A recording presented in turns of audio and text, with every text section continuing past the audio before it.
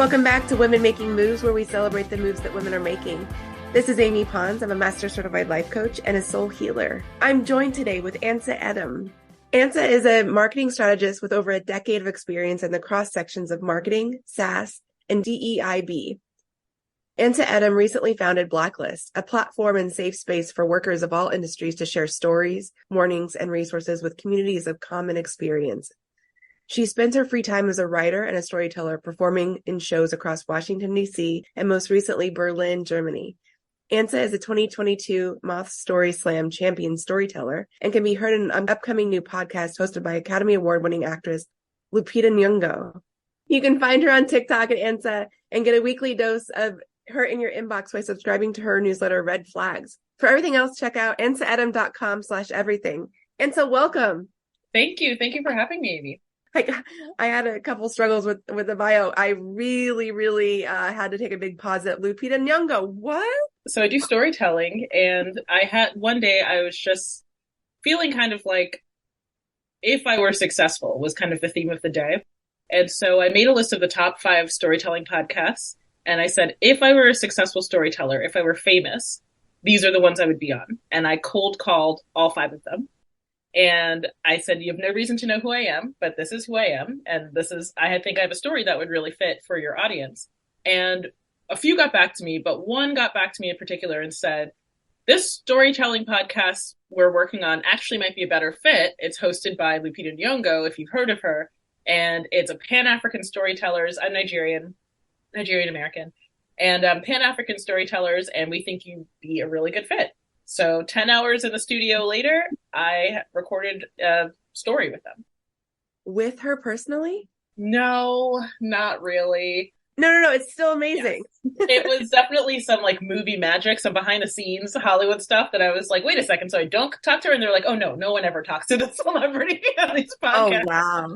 That's funny. And she was busy with Black Panther 2, and then the writer's strike happened. And so it's been a long time coming. I actually recorded it last summer. And it was supposed to come in the winter, then spring, and it's just still on the back burner, but I'm really looking forward to when it's released. That's amazing. Ansa, wow, that's gorgeous and exquisite. I'll look out for the announcement and I'll just, broadcast it everywhere. So, it's been such a pleasure to know you for, I think, a month. I'm an avid BuzzFeed scroller. It's kind of how I get my news at the end of each day. And I found this article about Blacklist, and I was like searching through, I'm like, who wrote this? Who is this? Whose company is this? Ansa Edem. And I was like, okay, here we go. And I found you on LinkedIn, and thank you so much for taking my call and meeting with me and becoming fast friends. And I just adore you and like you so much, and the work that you're doing and what you stand for is unreal. And tell us about the moves that you're excited to be making, or what's going on in Ansa's world. So as you mentioned there was a BuzzFeed article about a website that I started called Blacklist. It's at ourblacklist.org. And it's a space where people can really share, people of like-minded communities can share their experiences from companies that do not respect them, that do not treat them well. These people are from underrepresented communities. So LGBTQIA+, BIPOC, disabled communities. These are people who deserve dignity at work like everyone else does. And what's important about Blacklist is its intersectionality. And that's why I started it, is that there are sites, there's Glassdoor, there's Posset, People of Color in IT. There are a bunch of different hubs where people can write company reviews, polite company reviews. And maybe as you get more niche, there may be slightly less polite. But there is no space like Blacklist where we as underrepresented communities who are more than one thing can come together and say, no. In solidarity, I don't want to work for an organization that mistreats disabled people. And I don't want to work for an organization that mistreats Black women. I think there's power in numbers. And I was really excited to launch that. I did it on a whim on a random Friday. And I posted TikTok about it, and it got 500,000 views.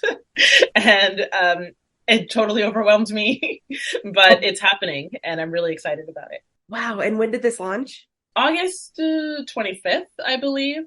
It's funny because it was something that I just did not expecting anything of it. I didn't expect that people would want to fund me or that people would want to write about me in BuzzFeed. I was really shocked that it went anywhere, honestly, because I just said, oh, hey, I created this thing if anyone's interested.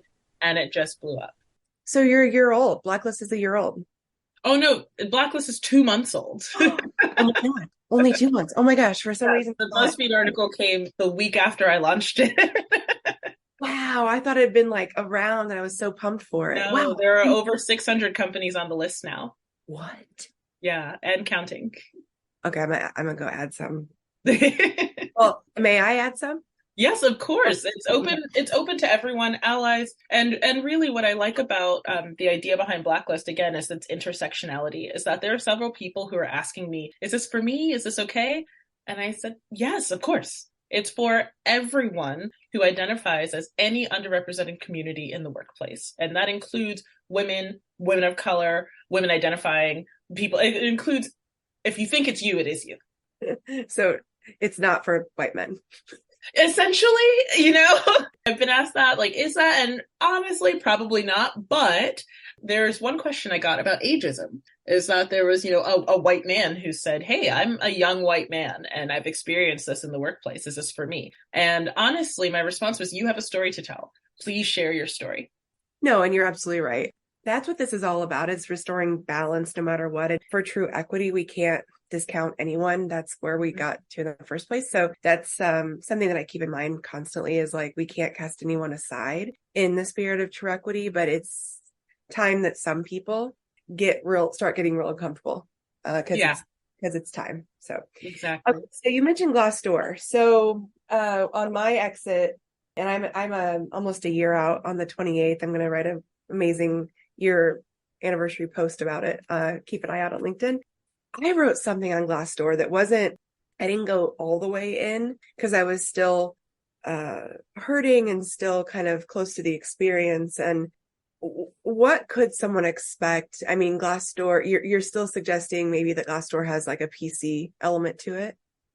Yeah, definitely. So my experience with Glassdoor is that Glassdoor is in the pocket of the companies, and their main customer, the people they need to keep happy, is the companies. And I totally understand that, actually, because the revenue model for Blacklist is also the money would come from the companies. But it's really different in that my review for the company experience that I had that inspired me to launch Blacklist, which was, I'm now like 2 years out from that experience, 2 or 3 years. My review for that got pinged by Glassdoor, and they came back to me and said, hey, you got to edit this, because it's obvious who you're talking about. I had named titles, not names, but job titles. Mm-hmm. And I said, the COO this or the CEO that. And their response was, they took it down and I had to edit it. And then I edited it and it got taken down again. And I thought to myself, I don't understand. I'm giving my honest review of my experience. It was a pretty bad experience that ended in a settlement out of court. People need to know about this. Why can't I go on Glassdoor and say, this is what happened to me? And I recognize that there is a need for storytelling. I'm not writing a polite review. I'm not giving them 1 star and a paragraph. I need people to know what happened to me. And there's so many people who have a story to tell, who don't want to go to Glassdoor and say, don't work here, it sucks. They want to say, this is what happened to me. Where can they go to do that? It's not Glassdoor, because Glassdoor will take your review down. Something that I stumbled upon yesterday is that there's an actual act that is in progress. It's called the Workplace Psychological Safety Act. Mm-hmm. Yeah. Out of Massachusetts. And I signed the petition last night, and I've been so amped about this. I barely slept because I was so excited, because in the workplace, there's nothing to protect anyone right now. And so we're really, actually not a little bit, we're really behind the curve on that. So I was really excited to see that coming. It would be a cool collaboration at some point, Blacklist and work in that act, to say it would. Yeah, I especially because when I left the most recent company, this was the main thing that I mentioned to them, was that I didn't feel psychologically safe. Oh. And that as a Black woman in leadership, I feel left out. And this could be trauma, right? This last company I left, I had to stress to everyone who asked, it wasn't that bad, really. It wasn't, but I was so triggered by the little things that I was a problem. Like, I could not stay here because the little things I know would snowball into big things. And I felt so powerless and I felt so angry. And when you see people who are bad actors being rewarded for their bad behavior, I know it's not a place for me. So then now I'm upset because I'm going to be jobless, because I'm going to leave, and the cycle starts over again. And you have to take the hit for something that is egregiously inhumane. Exactly. At the end of the day, I am still unemployed. And this was something that I've been talking about a lot lately, is that these companies, after I've left, because I tend to be a galvanizer, I tend to be a, rabble rouser. In fact, this was something I thought you'd find interesting, is that I have this overwhelming feeling that I'm unhireable now. And it's really heartbreaking, actually. But because I'm so much like, I want companies to be held to a standard of basic decency. But I've had these experiences, and afterwards, the company makes a big deal. Oh, we're going to hire a DEI consultant. Oh, we're going to do all these things. They get to do that while I get to be unemployed.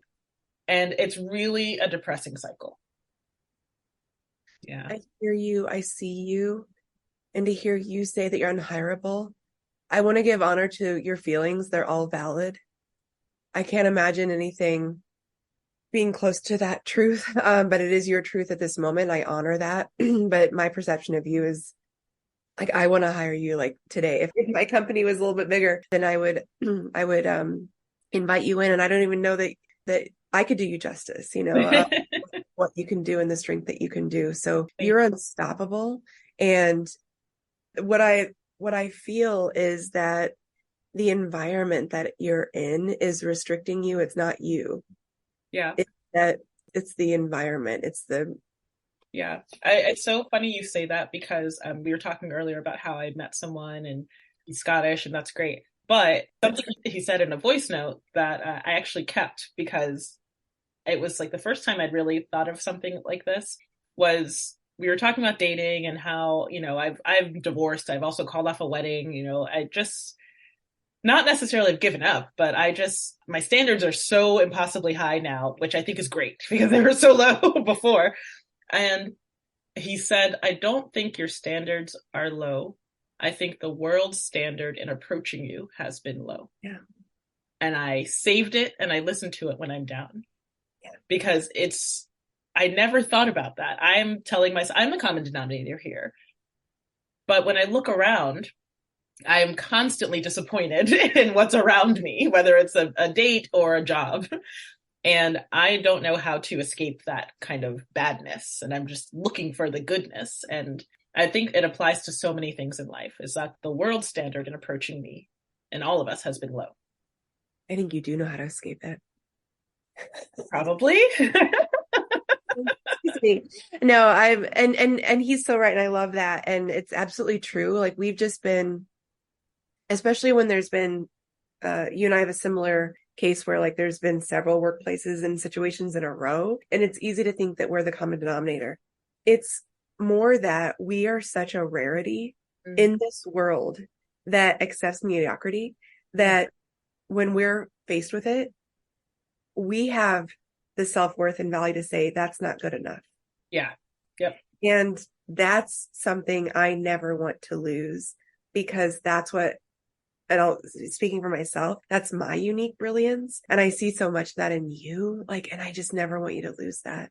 I love that, actually, because I always would feel really bad about that, especially from a dating perspective. When people tell me, like, aren't you afraid of being alone? Aren't you? And I say, I can't shake a tree without a husband falling out. I've been proposed to more times than people can imagine. And for someone who had very low self-esteem growing up, I'm a plus size Black woman in America, growing up in the 90s and 2000s, where like heroin chic was really cool. It's a lot easier than I thought it would be to get a job, to find a husband, those types of things. So I really had to pivot and think, what do I want out of this world?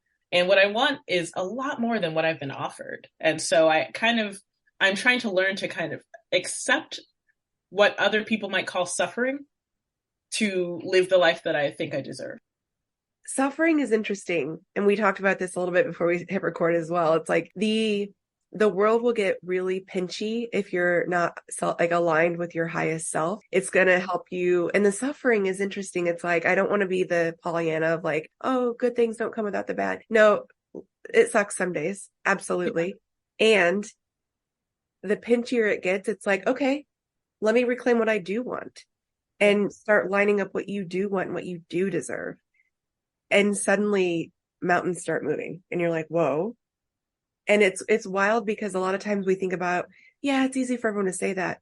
Just make one, just make one move, one phone call, one that is enough to start like a watershed moment for what you're really supposed to be doing. So I can't wait to talk to you in a few months or even like 6 months when you're in your new jam, whatever that looks like. So I'm so sorry for all of the experiences you've had and what you've been going through lately. I hear it in your voice. I see it. And I just want to be here for you in this moment to share what you feel and what your experience looks like right now and how any of us out here can help. So I'm going to read something that you posted just this morning.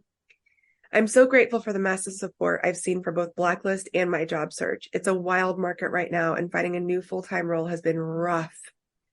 Keep the referrals and recommendations coming. Anyone looking for marketing directors, brand strategists, or DEI consultants, feel free to reach out. What's happening behind this?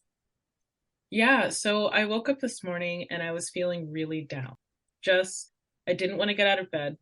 I am hiding from paying certain bills because I'm afraid that if I spend that money, then I won't have that money for this other thing. And it's a position I just can't believe I find myself in again. I was divorced maybe 7 years ago now, and it was a financially devastating divorce. Like it just completely wrecked me financially. And the anxiety and stress that I had in that moment is what I'm starting to feel again. And I told myself back then, I will never, ever let myself get into this position again, ever. And here I am. And I just woke up feeling so disappointed in myself and angry with the world and angry with myself. And I thought, how could you not have savings or enough savings? How could you not have anticipated that you might not like working at this company or that they would treat you this way? And I just was blaming myself and blaming myself. And then I had this kind of eye-opening moment that I am surrounded by love and friends and family and an amazing network. I'm surrounded by this amazing network of people. A lot of layoffs are happening right now in my network, and I see people just being vulnerable on LinkedIn, where in my head, LinkedIn is this, I'm going to celebrate my professional achievements. I'm not going to really talk about anything personal, but I see people posting personal things that align with work and being human overlap. And so I just decided to be honest and post something that says, I have applied to hundreds of jobs, hundreds, countless. And even the ones that are getting back to me are ghosting me after an interview or two.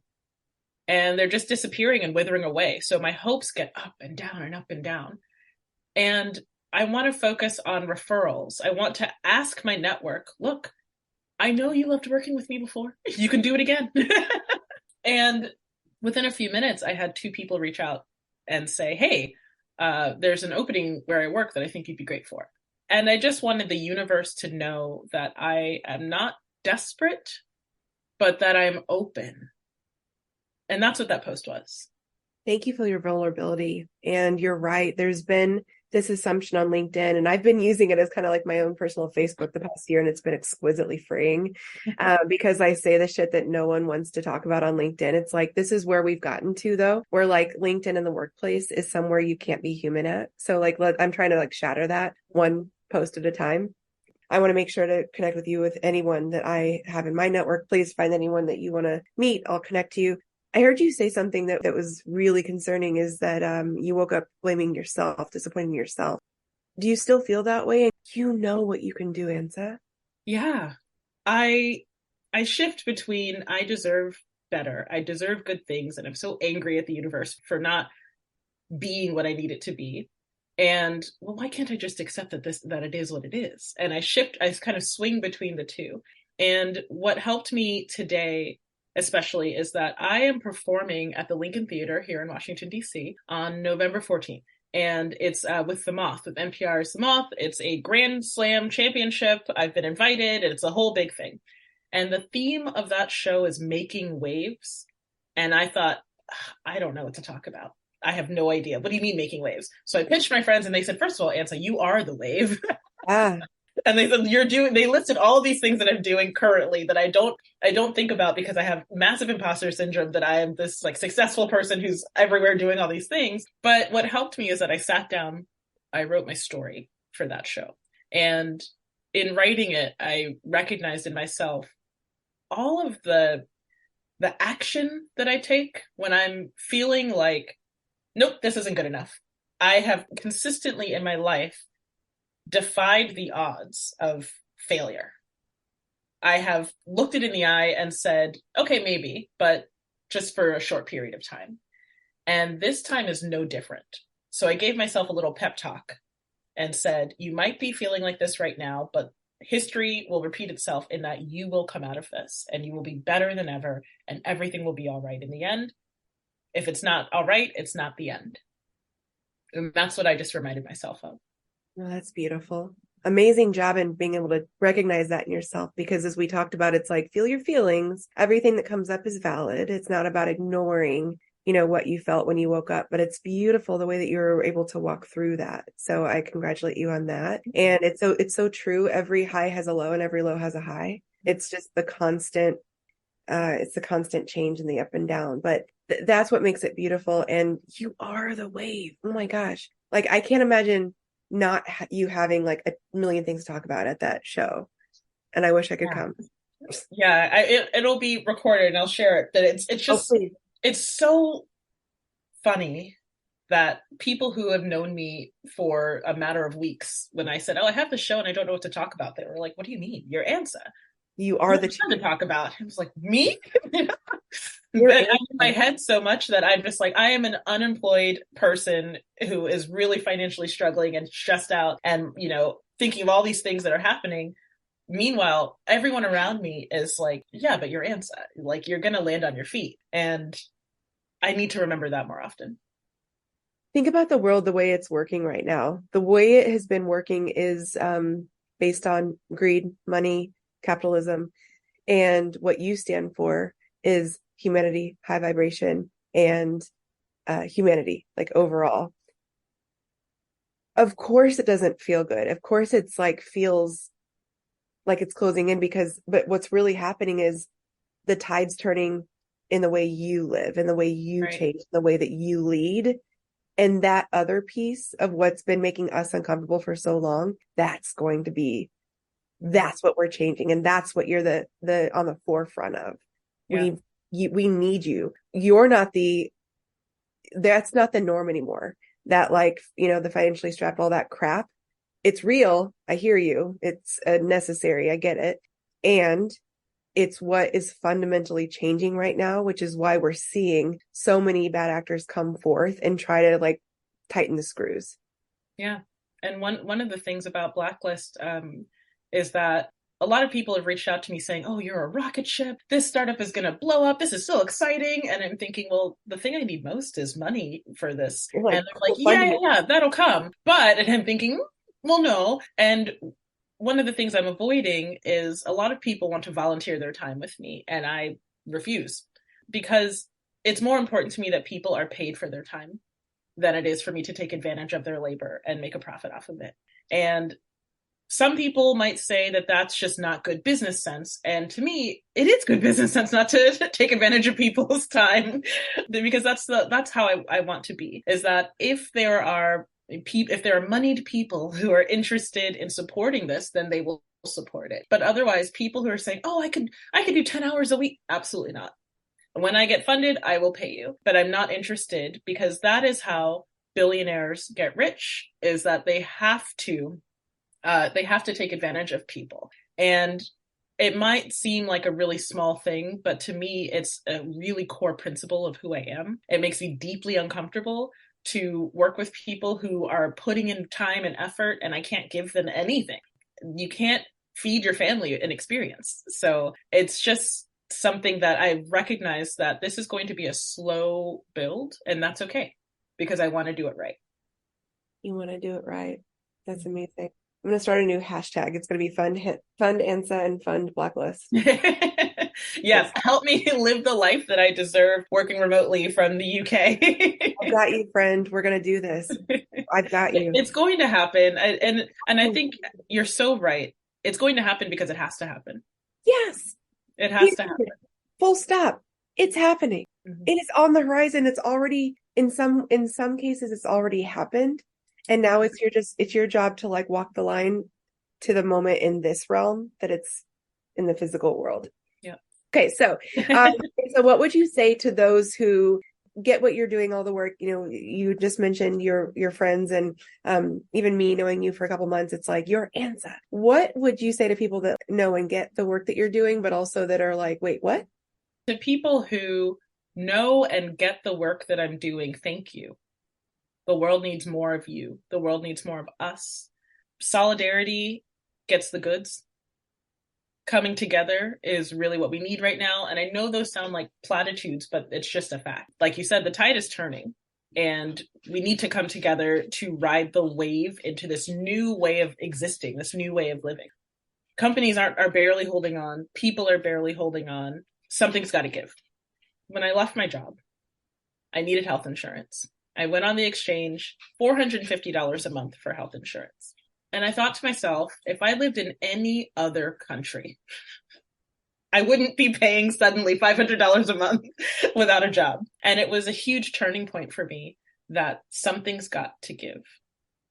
That in this country, people deserve to be treated so much better. We deserve more financial stability. We deserve more safety in general. I live in a big city or a major city. DC's not that big, but it's violent in certain neighborhoods. It's violent in my neighborhood. And we deserve better. So I want to thank the people who support me in understanding that everyone deserves better than what they're getting right now. And something's got to give. To the people who don't quite understand it, I truly believe that they are going to get left behind because you've got to lead, follow, or get out of the way. And they need to get out of the way. They're in the way. So they're not going to lead because they benefit the system where they are. They benefit from the system sitting where they are. They're not going to follow because as things shift, they're so stuck in their ways.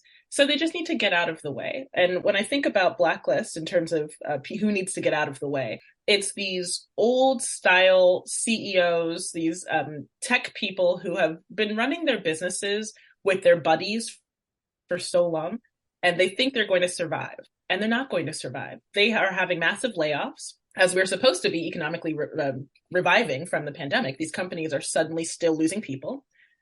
They're not treating their candidates well. My story of applying to jobs is not unique. People are getting interviews and then being ghosted. They're getting requested for interviews and being ghosted.